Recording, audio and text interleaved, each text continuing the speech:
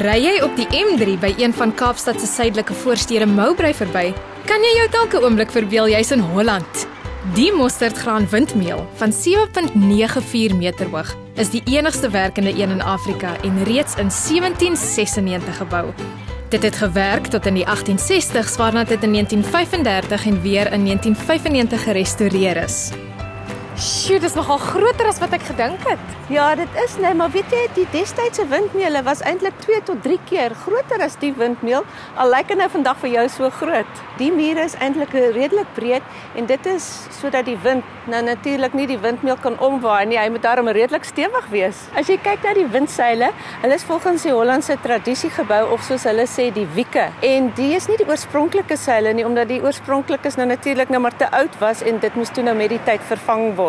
Is daar rede hoekom die seilap net halfpad gespan is? As daar baie wind is, dan word die seile 'n bietjie minder gespan sodat die wind kan deurwaai en wanneer daar minder wind is, dan word dit voluit gespan sodat die wind nie kan deurwaai nie. As mens kyk nou na vandag, daar's nog 'n redelike wyntjie vandag, is die dat hulle die seile net halfpad gespan het. Daai blou vlag dui die windrigting aan.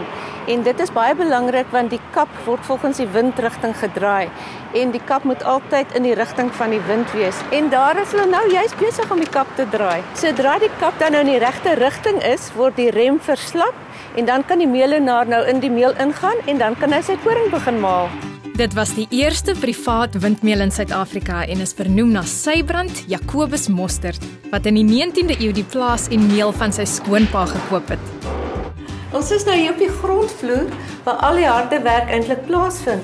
En as jy kyk, hierdie is koring wat die perde destyds op die dorsvloer plat getrap het en natuurlik dan na dit het ons hierdie pragtige koringkorrels gekry. Hoe werk die proses? Wanneer die meelenaar die hefboom draai, word die koringkorrels tussen die maalstene vrygestel. En wanneer hy die gewig lig, kan jy eintlik die twee meelstene hoor begin draai.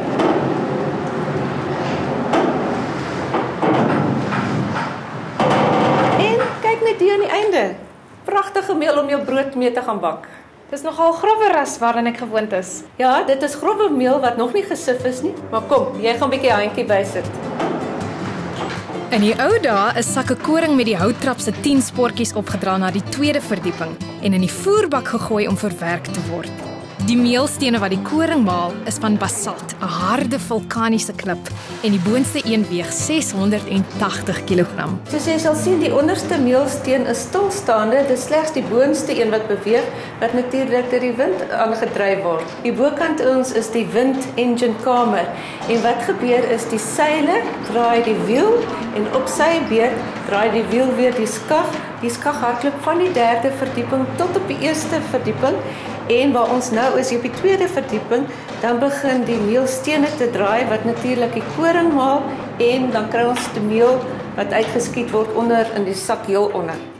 Die meele word as middeleeus geag omdat al sy dele behalwe die stene uit hout gemaak is. Vanaf 1840 is metaal gebruik. Kaapstad het 11 sulke meele gehad waarvan die een en 'n gebou by Alexandra Hospitaal oor is.